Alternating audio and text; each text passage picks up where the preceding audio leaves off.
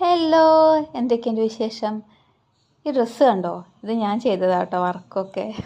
അമ്മ തയ്ക്കുന്നതുകൊണ്ട് ഞാൻ ഇതേപോലെ എന്തെങ്കിലുമൊക്കെ പരിപാടികൾ ഒപ്പിച്ച് വെക്കും കേട്ടോ. പിന്നെ ഞാൻ നിങ്ങൾക്കൊരു ആപ്പ് പരിചയപ്പെടുത്തി തരാം. ഇത് പെയ്ഡ് പ്രൊമോഷനും കാര്യങ്ങളൊന്നും അല്ല. നമ്മൾ ബസ്സിലൊക്കെ പോകുമ്പോൾ ഏത് സൈഡിലാണ് വെയിലുണ്ടാവുക എന്നുള്ളത് ഭയങ്കര കൺഫ്യൂഷൻ ഉണ്ടാവും. അതിന് പറ്റിയ ബെസ്റ്റ് ആപ്പായിട്ടാണ് എനിക്ക് തോന്നിയിട്ടുള്ളത്.